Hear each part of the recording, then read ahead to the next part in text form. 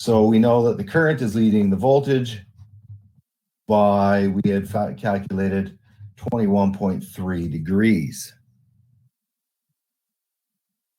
All right, let's find our powers here. So let's find our power. So I would say, okay, well, true power is on this one. This we know would be my apparent power.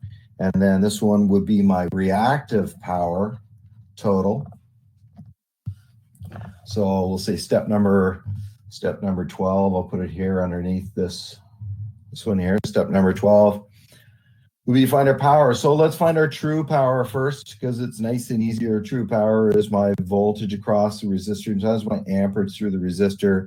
So I get 112 volts times 2.24 amps. And I do that, I get 250.88 watts. Whoops.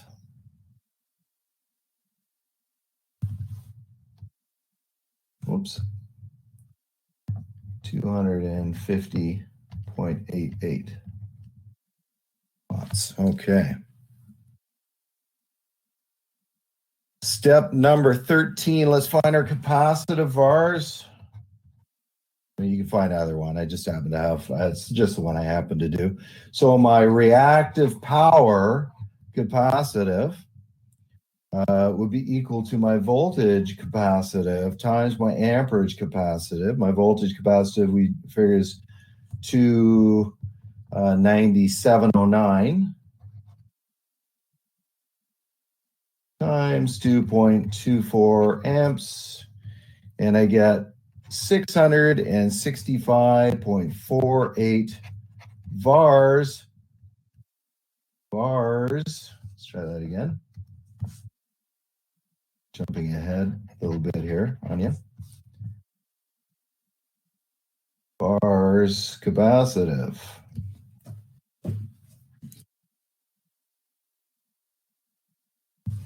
$665.48.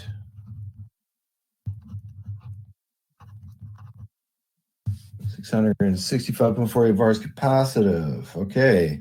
Step number 14. I'll write that. I'm not going to write that in there yet.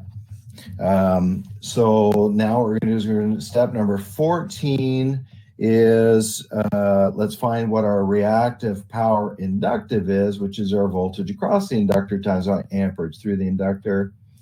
And I've got 253.34 volts times 2.24 amps. And that tells me I have 567.48 VARs inductive. Now, we can't find our apparent power yet until we do our vector sum of the two of these here.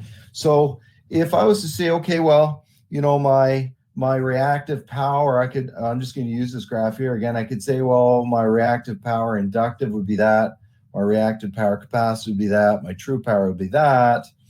Look at my reactive inductive power is 567. My capacitive is 664. So I'm a little slightly higher on the capacitive side. And so I would say, okay, well, my reactive power total would equal my reactive power inductive plus my negative value of reactive power capacitive. So, that's right. Yeah. So I'd end up with a negative value. So 567.48 plus a negative value 665.48 tells me that I would have a negative value 269. But it being power, we don't write the negative, right? Oh, 269. What are you doing? Hang on. Reactive power inductive. So 665 minus 567 is 98. 98 VARs capacitive, right? 98 VARs capacitive. The difference between these two, the VARs is a little bit higher here. So in this particular example, it would be like that, right? And then, so that's how I get that triangle like that. So my total reactive power, I write down here, is 98. And that would be VARs capacitive. Now we can find our apparent power. So step number 15, find apparent power, which is going to be equal to my true power squared plus my reactive power total squared. So my true power squared plus my reactive power total squared, which is 269.34 volt amps. So 269.34 VA. A lot of work to get those values, eh? 69.34 VA. What was my reactive power inductive? My reactive power inductive was 567.48.